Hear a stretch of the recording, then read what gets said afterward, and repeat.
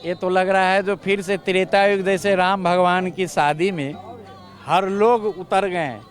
वहाँ पर ब्रह्मा जी भी कहने लगे निज करनी कचकतो न देखी विधि भय आश्चर्य विषेखी।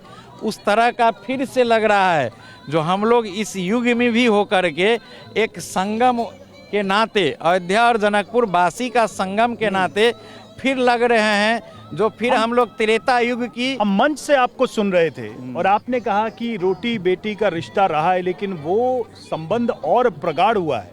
और आपने ये भी कहा कि माता जानकी तो आई ही थी, लेकिन इस बार जो है श्री राम जी हैं वो भी हमारे यहाँ से अयोध्या पधार रहे हैं। इस बात का क्या अर्थ हम सब? स्वाभाविक है, आप मान के चलिए हम लोग संबंध के नाते किशोरी जी और राम जी का ससुराल जनकपुर धाम से आए हैं और सौगात के रूप में एक विश्व पटल पर जो चर्चित मंदिर राम मंदिर, जो हमारे राम जी का घर नहीं था, हमारे बहनोई का घर नहीं था, उसका घर निर्माण हो रहा है।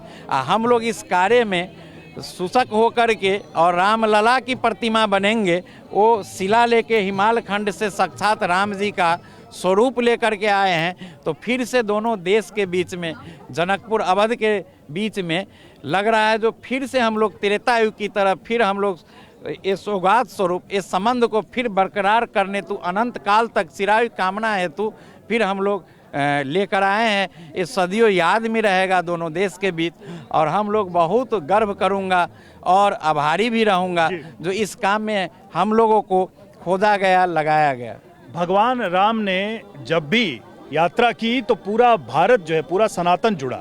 उनके नाम की भी यात्राओं ने देश को, समाज को, सनातन को जोड़ा है। क्या आप इसको मानते हैं कि इस यात्रा ने भी समाज को एक बार फिर से जोड़ा है?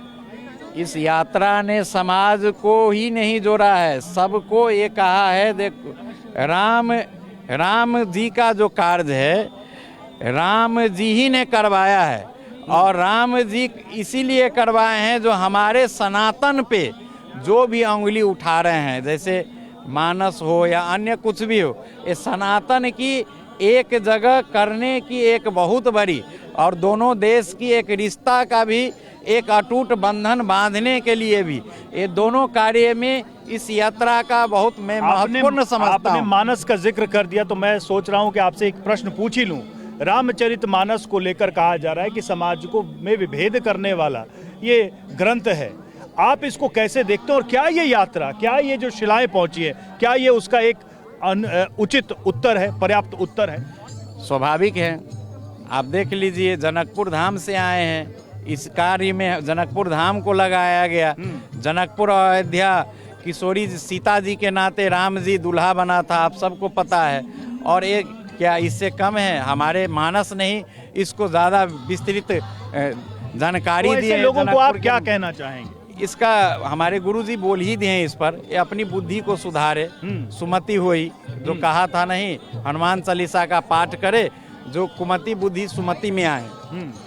बहुत बहुत धन्यवाद हमसे बात करने के लिए। तो रोशनदास जी जो कि जनकधाम से आए थे यहाँ पर, और देखिए कैसे उन्होंने साफ तौर पे कहा कि नेपाल और भारत के संबंध सदैव प्रगाढ़ थे।